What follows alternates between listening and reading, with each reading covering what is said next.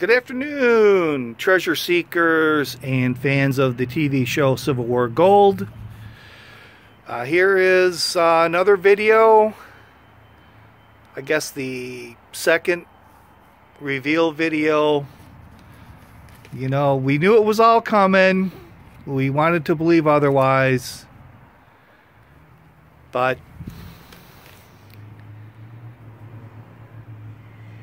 you know, there's just no gold, and we're gonna go over it. You know, if you dream it, it will come.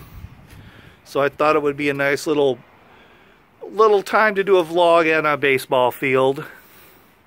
I was gonna do something with Minty. It just doesn't make any sense because they play so, like I've said before, they play so fast and loose with the dates. It just makes it irrelevant. I mean, the only thing that I didn't really discuss in that last vlog was after he lost the job in Florida, he didn't have the divorce from Grace, but he still married Laura. They moved out west. He lived in Ogden, Utah. He moved to Jerome, Arizona, lived out his life. He died in Jerome. He's buried in Ogden. That's kind of the story of Minty post-war. So now we're going to talk a little bit about Jefferson Davis and the gold. So I'm not a Civil War buff, I'm not a Civil War expert, so keep that in mind. But you have to remember, at this point in time, the Civil War was basically over. There was really nothing left. The only thing left of the Confederacy was Jefferson Davis and a few of his cabinet members.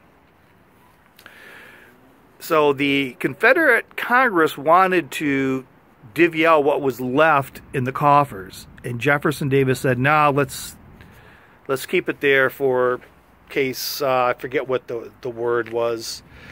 You know, just some case something comes up, kind of thing, rainy day fund kind of thing." Well, there was $40,000, and Jefferson Davis took that $40,000 and a few of the remaining cabinet members. Now, I should say I'm getting my information from a book called Minty and His Cavalry, A History of the Sabre Brigade, and it was written by Joseph G. as in Geronimo, Vale, V-A-L-E. It's a 1886 account of Minty, his movements, his skirmishes, troop movements, casualty reports, a pretty detailed log of this. He was I forget, it was the Cumberland, he was part of that officer corps that was with Minty and all those guys. So anyways, there's $40,000. Minty and his cabinet members have a meeting in Washington, Georgia. They basically decide to disband, to divide up. So, a couple of his cabinet members, I think one might have even been basically what was left, like I said, was his cabinet members and 100 soldiers from Morgan's Kentucky Army. So they divided up, and Benjamin and Breckinridge are going their way with approximately 50 of the soldiers, and Jefferson Davis and a couple of his close cabinet compadres and his family are going a different direction. Breckinridge is going towards the Gulf. I'm assuming the Gulf of Mexico. Jefferson Davis is going along the river, and of course they cross the river. So there are three possible scenarios of what happened with the gold. One scenario is that Morgan's army took the gold. The other is that they just divided it up among everybody. And the third one, which seems to be the most plausible because of the storyline and whatnot, is Breckinridge and Benjamin took 1/3, Jefferson Davis took 2/3. So we're looking at about $26,000 with Jefferson Davis and around 13 grand to Benjamin and Breckinridge. It sort of states in this that Benjamin and Breckinridge divided it up among his troops. So Minty and his crew loaded it all up in boxes that it was labeled ammo. Now, the one thing you have to remember is that there may be a dispute as to how the gold was divided up. Okay, but there's not a dispute as to how much gold there was. Like I said, the Confederacy was bankrupt at this point. They may have had money at the beginning, but they don't have any money now. All their shipping lanes, there's naval brigade, there's naval blockages. You know, England's not going to trade with them because they abolished slavery in their African countries, so they're not going to support someone that wants slavery. You know, there's no money there. They have no money coming in. They were an economy based on cotton and tobacco, and if no one's buying, they're hurting. Or if you can't get it to the buyers. So there's no dispute as to how much money there was. There may have been some dispute as to how it was divided, but following the storyline of the boxes with Jefferson Davis, they put the gold in these boxes marked ammo, and then of course they were captured. A lot of times I have to go over and watch their episodes 4 or 5 times. I'm not going to do it for this one. It seems like, and it could have been just in the previews of the show, that looked like there was a skirmish. There was no skirmish with Jefferson Davis's crew. They came in, they accosted them. Wasn't any problem. The only fighting that there was the Wisconsin crew came up and didn't know who they were shooting at because of the middle of the night, and the Michigan and Wisconsin regiments got into it for a little bit, and a couple people were wounded and killed. But that was it. So now what happens is they got these boxes that they find the gold in. And the soldiers decided to commandeer the gold. They took what they could. They filled their pockets. And then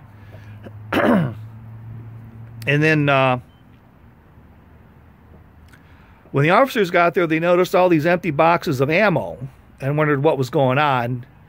They find out there was gold in them, so they do an inventory of all the personnel and all their personal items and anything, you know, their saddlebags, anything that they could carry gold in.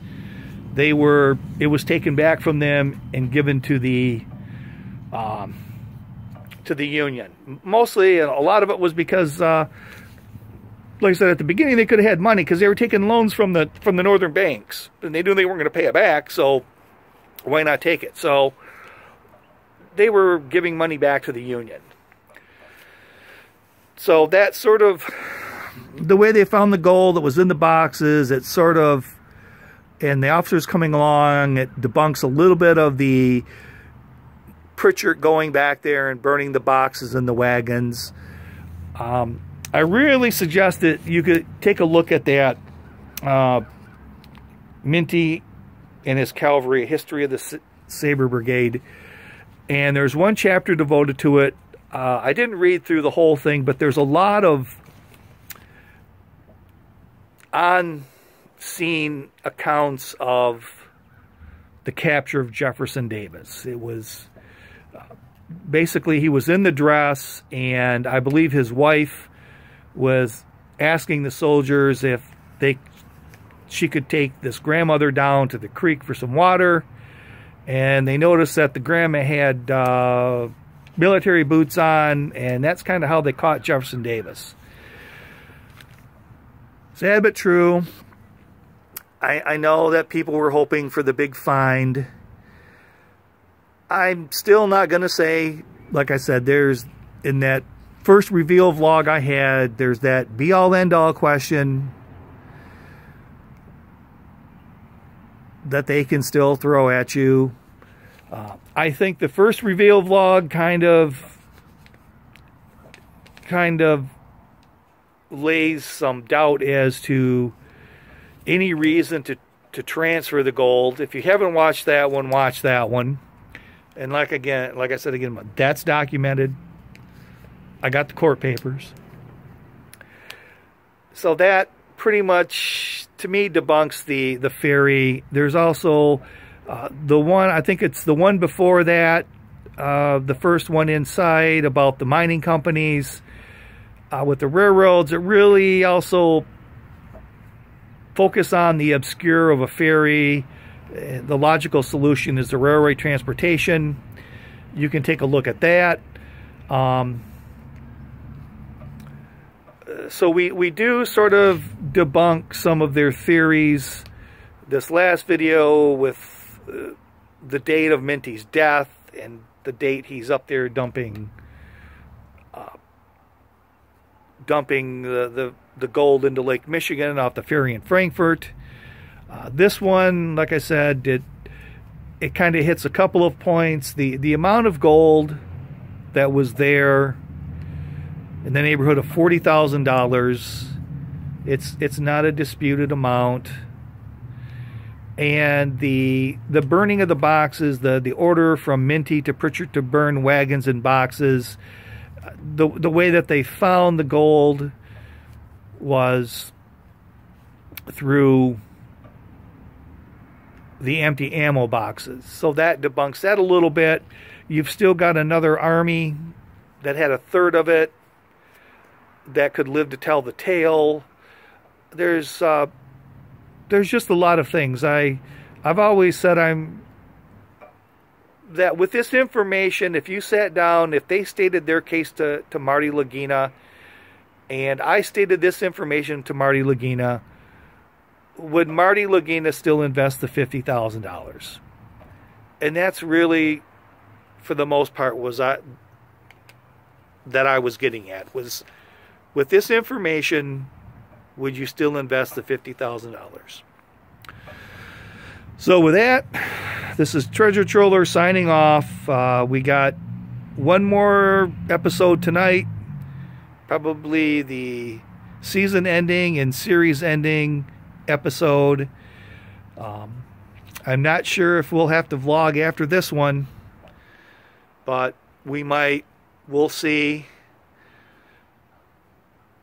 But other than that, this is Treasure Troller signing off. Have a good day.